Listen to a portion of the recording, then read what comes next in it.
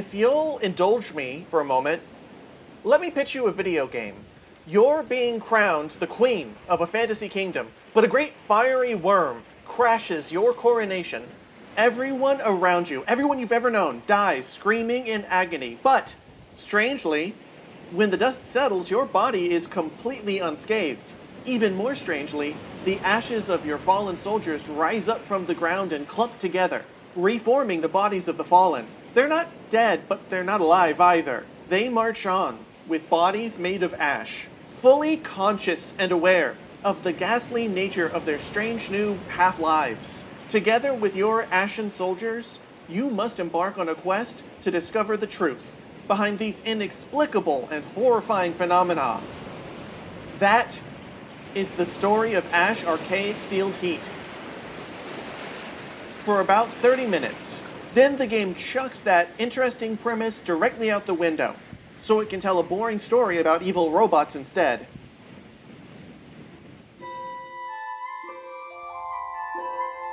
Mistwalker's 2007 SRPG Ash Archaic Sealed Heat is a mystifying failure. A game with a phenomenal pitch developed by a passionate team with a Diamond-class pedigree, which nevertheless plays like a half-baked effort by half-interested devs on a quest to flip stock assets. It's a game written by one of the world-famous godfathers of the JRPG genre, voiced by widely beloved Japanese VAs and hyped up by the gaming press, which sold so poorly on release that the cost of a new copy dropped down to pocket change and an English localization was cancelled mid-development. Ash had everything going for it, and Ash gave us barely anything.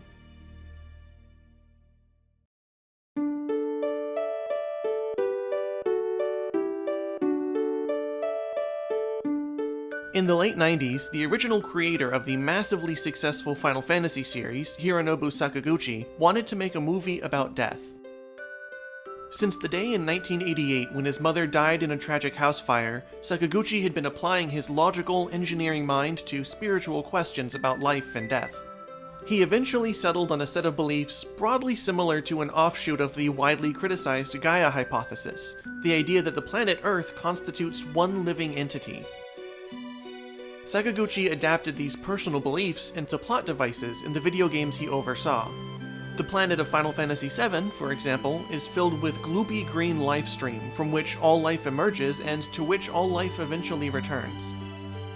Without Sakaguchi's personal spiritual explorations, there would have been no life stream, no Shinra, no Final Fantasy VII as we know it today.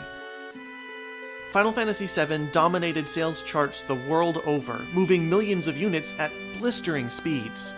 Square's coffers were spilling over. Square executives started talking about competing with Disney as an entertainment brand, and Hironobu Sakaguchi wanted to make a movie about death.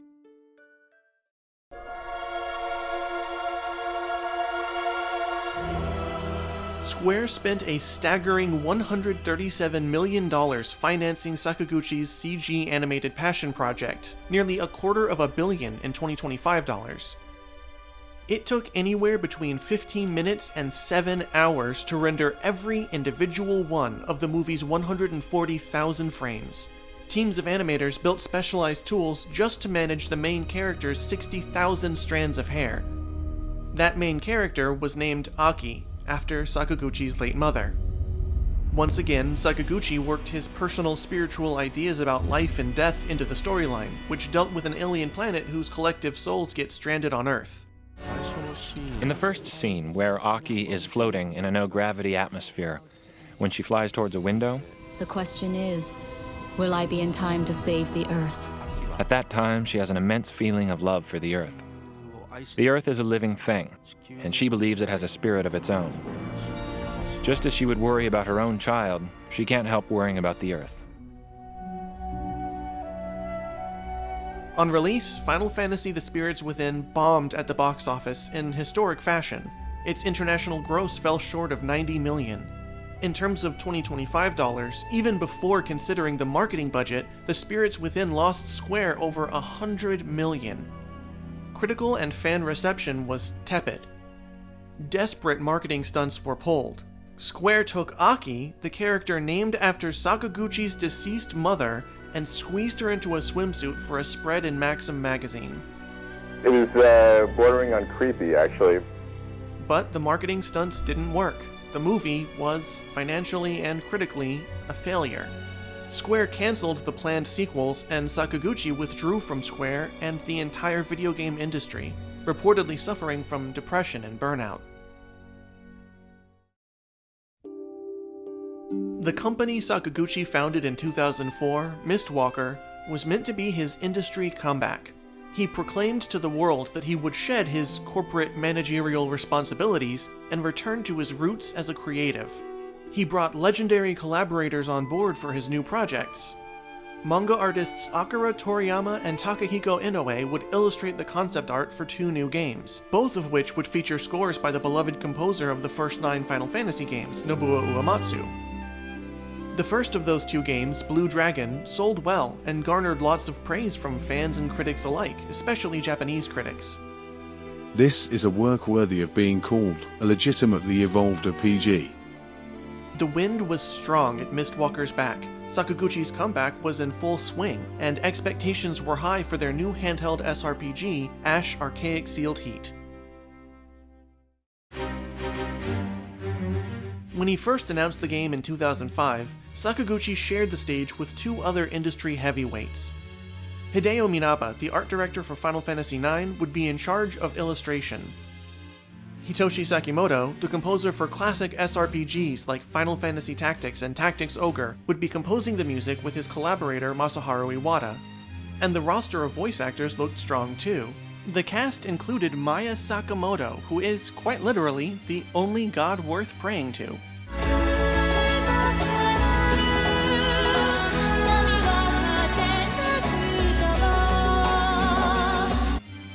One of the main characters would be voiced by the extremely prolific Takahito Koyasu, a VA with hundreds upon hundreds of roles to his name, likely best known to American audiences as either this fucking guy, or this fucking guy. さすがピークちゃんだ。その通りだよ。 Famous illustrators, famous composers, famous voice actors. The names above the line shone bright. But there was a more complicated story beneath the shiny, gilded surface of the development staff. Sakaguchi's Mistwalker team wasn't building games top to bottom themselves. They were really just a small group overseeing the production work of larger partner companies. Artoon handled the lion's share of the production work of Blue Dragon, whereas turning Sakaguchi's script and design docs for Ash into a finished video game was mostly the work of Rackgen, a completely different team. The critical reception for the game Rackgen produced was significantly less enthusiastic than Blue Dragon's, but personally, I don't think it was unenthusiastic enough to fully explain why the game sold in such middling amounts from day one. Despite hype and fanfare and famous names, it didn't sell half as well at the start as Blue Dragon, moving just 50,000 units in its opening week. Those weren't catastrophic numbers, but when you consider that Blue Dragon released on the Xbox 360, a console that sold laughably poorly in Japan, the way it outsold a new JRPG by a celebrity developer on the beloved Nintendo DS, the math doesn't really math. Why did Ash limp out of the gate? I couldn't find a clear, compelling answer online. But the story after that first week is pretty straightforward. I have no motivation to play such a troublesome game anymore. Word of mouth about Ash in Japan was brutal, and the game's sales numbers promptly fell off a cliff. As a result, retail outlets slashed their prices in half, then into quarters, and then even lower, turning Ash into a bargain bin punchline. In its first week, a new copy of the game went for about $40 USD. Within a few months, players could pick up a new copy for less than $7. Before the game's failure in Japan, Nintendo had intended to localize the game into English. They'd requested an ESRB rating and even hired some English-speaking voice actors. But between the low sales and the negative buzz, that localization effort came to an abrupt end. Ash Archaic Sealed Heat would never receive an official English-language release. It still bothers me that Ash had lackluster sales before the word of mouth went rancid. It's an important part of the story that I can't explain. Based on my research, some Japanese fans online did seem to have misgivings about Blue Dragon, and maybe that hurt Ash's momentum, but Without a much broader survey of Japanese fan reaction to Blue Dragon, that's a pretty weak guess. I dug as much as I could, but Ash isn't a video game that a lot of people talk about. Although I did stumble into one incredible GameFAQs thread lamenting the English version's cancellation. Honestly, it's not important, and it's definitely not informative, but I know deep in my soul that I have to share it with you right now. Why did Ash Archaic Sealed Heat get cancelled outside of Japan? The game sold like crap and wasn't very good. It wasn't worth releasing. Is the reason you gave me the real reason why Ash Archaic Sealed Heat got cancelled outside of Japan, or are you just assuming things? Too many different ideas mashed together. Permadeath isn't so fun. Story doesn't really grab you. Most Fire Emblem games don't have a story that really grabs you. You can easily import it. It's really cheap, and try it for yourself. I don't know how to import a game. I don't have a DS or a 3DS, and I can't read Japanese. There is a fan translation. I don't know how to get the fan translation. Google. Can you be more specific? As one might expect, GameFAQs user Spank Sanic spoke the truth. There is an English fan translation of Ash. But in Turon64's defense, the files used to be hard to find. That's because a lot of fan translation sites refuse to host the English translation of Ash. The story behind this particular fan translation is messy, even by fan translation standards. The translator, Psychoblaster, put an incredible amount of work into the project throughout 2009. The game's unusual touchscreen interface posed a lot of problems for fan translation. But with great effort and ingenuity, the project reached a state of sufficient polish and completion for Psychoblaster to open a limited beta test. Then in 2010, a hard drive crash stymied her progress, which she posted about on her personal blog. A post that was quickly mobbed by furious gamers who didn't want to wait any longer for their English version of Ash. And then trolls flooded in, spewing racist slurs and vile threats nonstop for months. Months turned into years. The trolls never relented, and so Psychoblaster seemingly vanished from the internet, abandoning the project completely. If you hold that decision against her, even a little bit, I regret to inform you that you're not a good person. Eventually, someone, presumably one of the beta testers, leaked the beta version of the translation, which was technically complete and playable, although it wasn't actually Psychoblaster's most up-to-date version. Given the leaked nature of the project, and some of the things that came before, several notable fan translation sites initially declined to host the file out of respect for the translator. But years passed, and the file proliferated. Today, it's unlikely that anyone downloading the file knows about the abuse directed at the person who did the translating. I certainly didn't. When I first found the file on I didn't know anything about the translator or the price drops or the Japanese fan reception or the studio that did most of the work. I just saw the names. Sakaguchi, Minaba, Sakamoto, and Iwata. I was practically drooling, and I dove right in.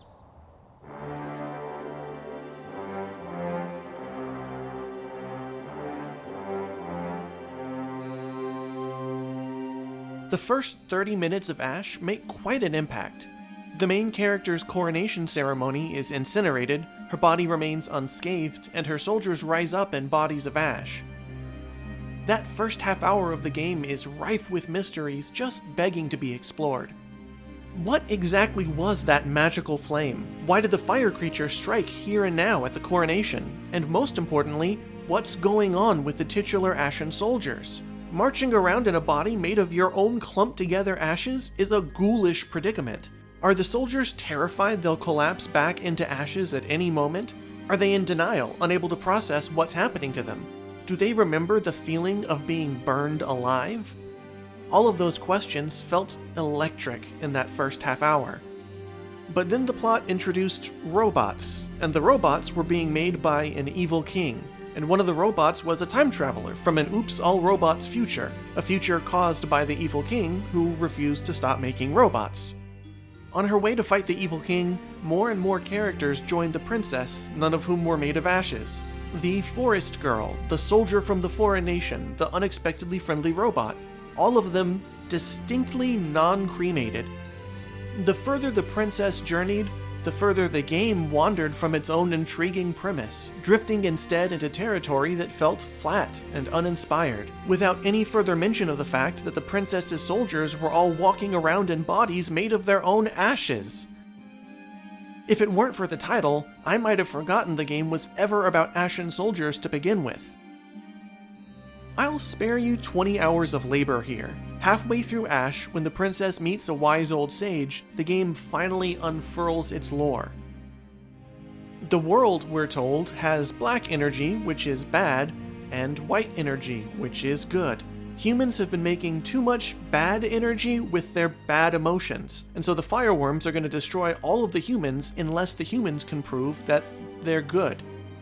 And the way the princess can prove humans are good is by defeating the evil king and killing the robots, the thing everybody wanted to do anyway. There's no exploration of or explanation for why the Wormfire revives the princess's soldiers in bodies of ash and leaves the princess unscathed. It's just vaguely attributed to white energy.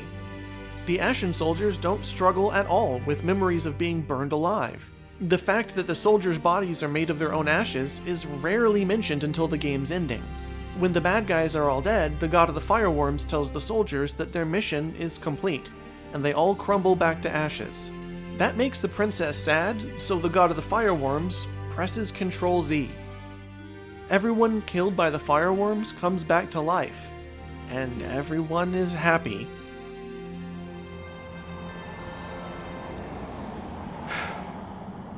The end.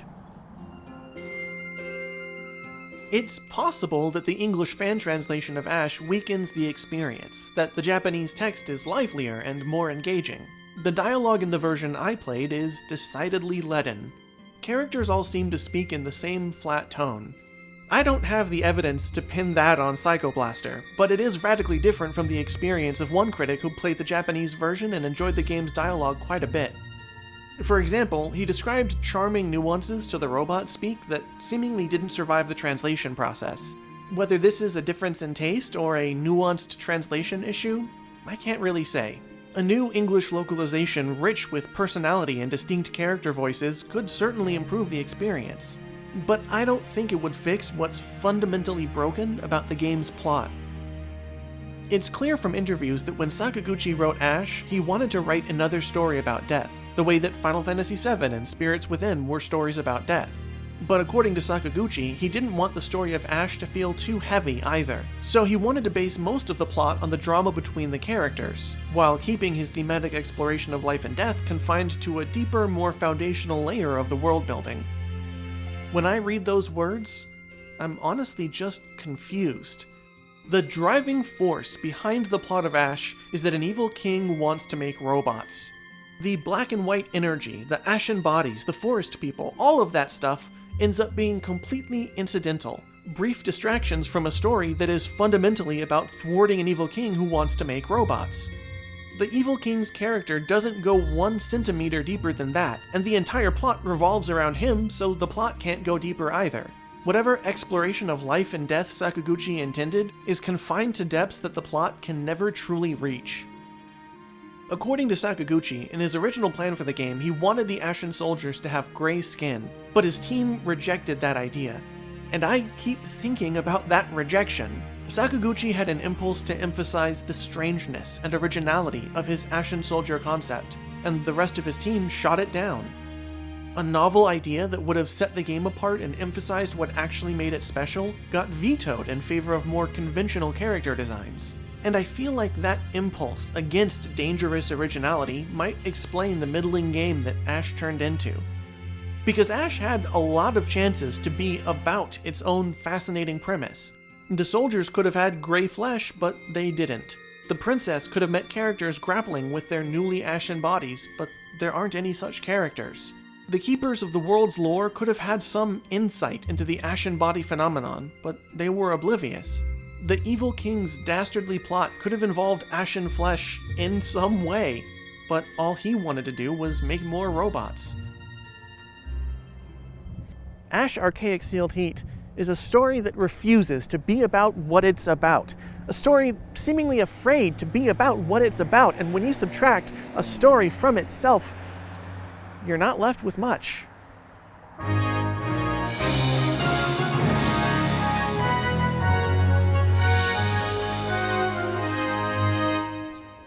That's all pretty bad, but it's not outright damning. In video games, storytelling doesn't always happen on purpose.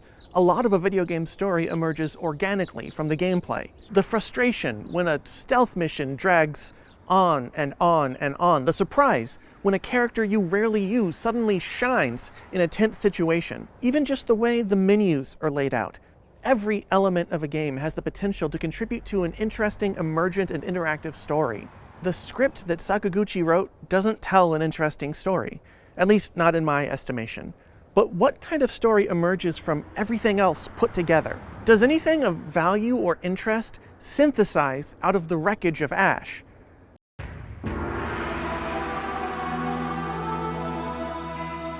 Sakaguchi had been itching to make his own strategy RPG for 20 years, and he poured all those pent-up ideas into his design documents for Ash. He had long felt that the tactile feeling of a pen would enhance the genre, so he was eager to incorporate the DS touchscreen and stylus into the game. In fact, he was over-eager. The way he designed it, Ash is played almost entirely with the stylus. The buttons on the DS console are effectively vestigial. This single design choice, perhaps more than anything else, ruined the game for many players in Japan. The majority of players found the constant use of the stylus awkward, uncomfortable, and inconsistent. The only way to play Ash in 2007 was with cramped hands and a furrowed brow. That's not the case in 2025. If you emulate Ash on a modern PC using the mouse cursor in place of the stylus, it just feels like you're playing a PC game. On a bigger screen with the precision of a mouse, there's never a worry about clicking the wrong menu option or moving a unit to the wrong tile. The tactile pen and paper feeling Sakaguchi intended is lost on the PC, but so is the cramping and the pain. The conveniences of modern emulation also mitigate another one of the game's glaring issues, the repetitive battle animations. Every enemy and every ally has their own animation for every turn in combat. There are only a few types of ally units to choose from, and there are only a few types of enemies recycled over and over again, and the 20th iteration of the same fight is just as slow as the first. The repetition is numbing, and the game has no built-in option to skip battle animations. But modern emulators allow you to fast forward any game at the press of a button, a feature that Japanese players would have killed for in 2007. Any halfway decent PC can cut the animation times in half, not unlike the game's prices once were. As a lover of simulated frustration, all these conveniences actually gave me pause. My brain is broken, and I like when video games hurt. But even if you use emulation to mitigate the hand cramps and the repetition of battle animations, there's plenty more pain and repetition left to endure in Ash. You don't have a lot of character classes to choose from, and you don't have many different kinds of enemies to confront, but you have hundreds and hundreds of battles to fight before the credits roll. Slogging your way through combat also requires slogging your way through the menus, which unnecessarily prompt the player for confirmation over and over again. Zooming out from the granular, the same basic map layouts also repeat themselves over and over again.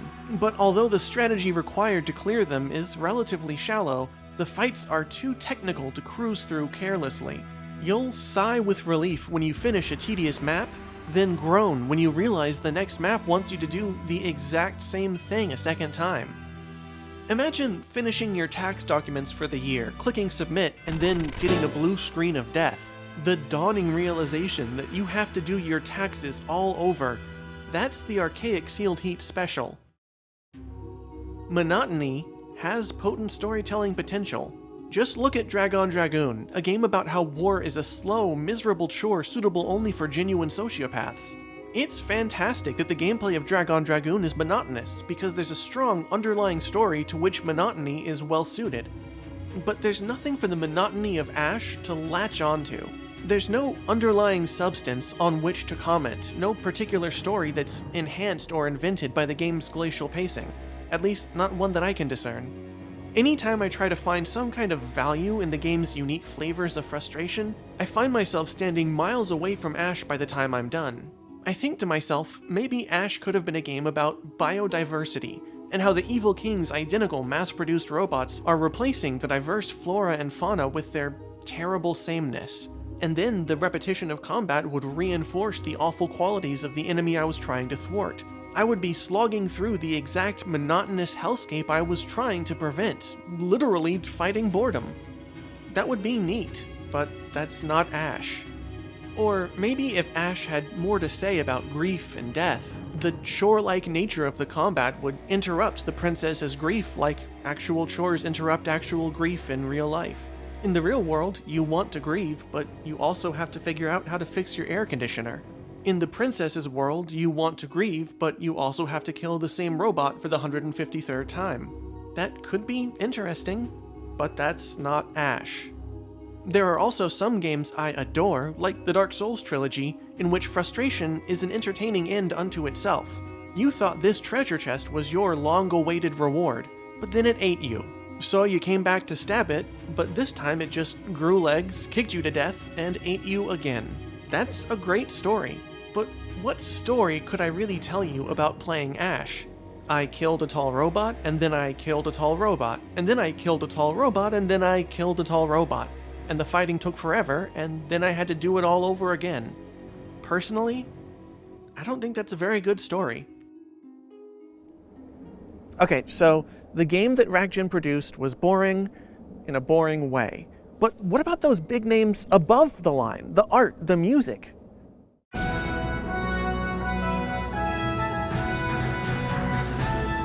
The score doesn't stray far from Sakamoto and Iwata's wheelhouse, and to my ears, that's not a bad thing. There are bombastic heights, smoldering lows, and plenty of fun marching tunes in between. Fans of Sakamoto and Iwata's work on Tactics Ogre or Final Fantasy Tactics won't have any complaints about their efforts here, but given the talent and skill of the composers, no complaints is pretty faint praise. The music is good, but without a distinct identity of its own, it just kind of sits on top of the game like oil on water. A reminder that some other, much better games also happen to sound like this one. The world of the robots isn't scored in a particularly mechanical way, nor is there much sizzle to the music that plays over encounters with fireworms.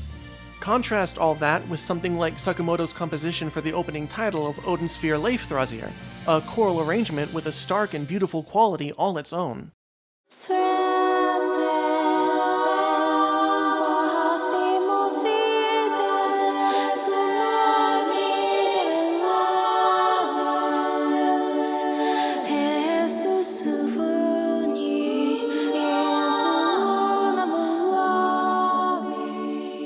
It's a stained glass composition, a melody with clarity as piercing as a church steeple. Odin Sphere Leifthrazir sounds like Odin Sphere Leifthrazir. But Ash sounds like FF Tactics dropped a B-side compilation. In fact, I can actually prove they sound the same, because in this video, I slipped a few measures of the FF Tactics soundtrack into a song from Ash, and you can't tell me where I did it. Anyway, evoking comparisons with FF Tactics is certainly not in Ash's best interests. When everyone magically came back to life in Ash's unearned happy ending, the music made me think of the wonderful bittersweet endings to Ramza and Delita storylines in Tactics, and the comparison didn't flatter Ash one bit. Fine, the score is a wash, but what about the art? Minaba, you got anything to add here? Graphics were one of Ash's big selling points. The game's cartridge was unusually chunky at 2 gigabits, 4 times the size of the average DS game at the time, in order to hold all the pre-rendered character animations. And those pre-rendered animations do give the game a unique and recognizable aesthetic. But visually, Ash fails to impress. That shocked me at first. When I think of Hideo Minaba, I think of Final Fantasy IX, one of the most wonderfully illustrated games I've ever played. Minaba's art direction for 9 is warm, personable, and rich with fairy tale charm. but it's folly to ascribe all of a game's art to one art director. Sure, Minaba came up with Vivi's iconic design and the designs for the members of Tantalus, but characters like Quina were a team effort. Freya looks like Freya because of Shuko Murase. Garnet's ethereal gown was a Toshiyuki Itahana joint. Kuniharu Takeuchi sculpted the concept art for Necron out of clay. The world of Final Fantasy IX feels diverse and lively because a big, diverse team of lively artists contributed to the game. But Ash is never going to get a deep dive anniversary spread in Weekly Famitsu, and it's unlikely we'll ever know exactly which artists contributed to the game in which specific capacities. Minaba's concept art for the game is dynamic and appealing, but that doesn't translate into the cartridge. What we actually get in Ash is stiff and stilted. Concept art Dan looks sullen and stern. Cartridge Dan looks vacant. Concept art Aisha looks intrepid and bold. Cartridge Aisha looks like a mannequin. The environments fare even worse than the characters. The maps in Ash radiate intense stock asset energy. Forests are vague green blobs. Dungeons are vague gray blobs. There aren't any aesthetic flourishes that evoke details about the world of Ash, lived in and considered, and there's scarcely any environmental art that suggests a spark of inspiration. And yet these are the places you're meant to get lost in for 50 hours? Why? Why should anybody play Ash?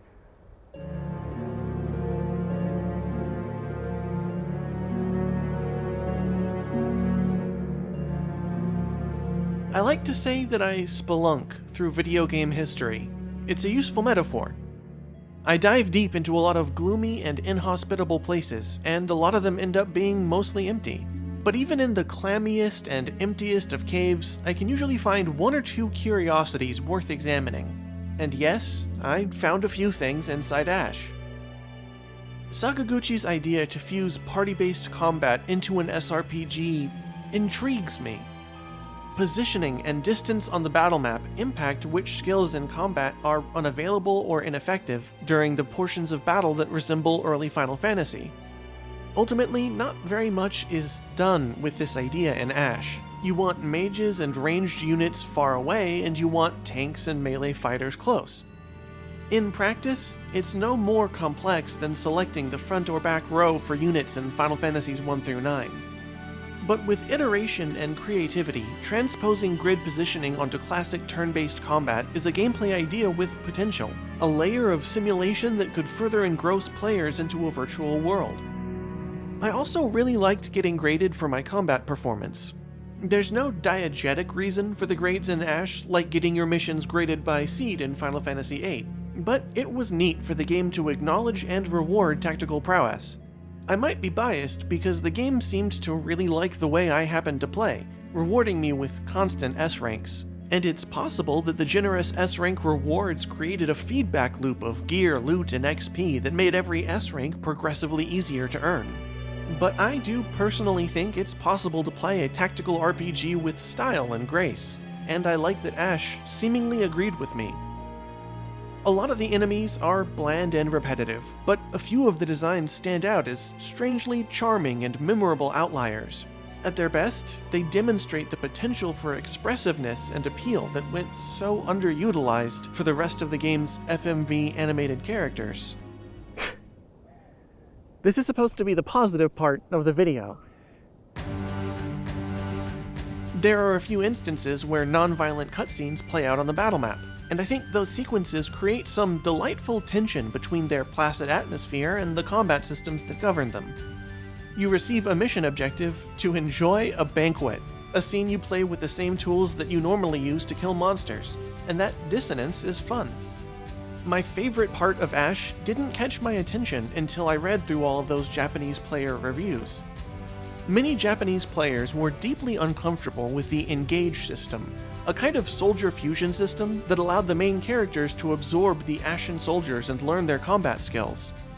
Many players found the feature jarring and downright evil. These soldiers are enduring undeath to fight for you, and you can basically drink their souls for points. I didn't futz with the Engage system myself, because it did feel like a cruel way to treat my comrades.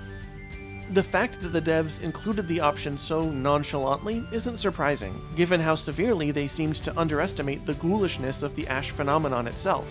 But whether it's an oversight or not, it's kind of fun that something so evil is just a click away, especially in this particular game. Ash frequently averts its eyes from hard truths and scary questions, but there's an option sitting casually on the menu which is about as dark as the genocide run in Undertale. It's like reading a book of nursery rhymes and finding a detailed recipe for homemade napalm nestled in between Humpty Dumpty and Miss Muffet. I love that. The game could have been about that. It could have narrowed in on themes of extinction and body horror and the impact of grief on the people who have to go on living. But that's not what Ash is. When I emerged from the game, I brought with me a gameplay idea with some unrealized potential, a few cute monsters, a funny mission objective, and a little kernel of darkness in a bright, sterile package. That's not nothing, but it's close. Which is what they say about my view count. Got him! I'm very interested in frustration in video games, but sometimes I underestimate its power. It's possible that a slick, digestible, less monotonous version of Ash might have inspired a less fervent critique from me. I don't think it would have, but, full disclosure.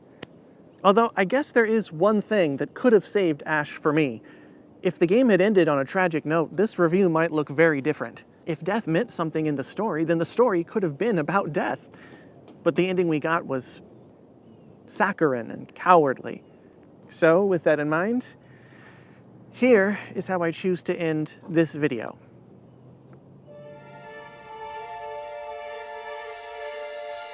In the late 90s, Hironobu Sakaguchi wanted to make a movie about death. He made something morose and strange and personal, and the film was a critical and commercial failure. Then, in the mid-aughts, in the midst of his grand comeback, Sakaguchi wanted to make another video game about death. But he and his team shied away from the potential of their own story, and the result was a game which wasn't about anything, not even its own fascinating premise. After 2007, Ash was quickly forgotten by most people, and Mistwalker kept on supervising the production of new games. Depending on who you ask, some of those games turned out beautifully. But reflecting on this period of time, Sakaguchi had mixed feelings. How can I put this? I felt that I might have been a little out of step with the times, as if I was surfing alongside the others, but had ended up riding a different wave from the one I should have aimed for. What wave was he talking about? Well, we don't really have to guess. In 2012, Mistwalker pivoted to developing their own in-house, free-to-play mobile RPGs. One of those games, Fantasian, just got its own console release, and some people really love it. But a lot of those mobile Mistwalker games no longer exist. Their servers discontinued, their stories forever silenced. A decade of Hironobu Sakaguchi's work has vanished forever because he chose to put that work on cell phones. In a way, that's a better story about death than Ash.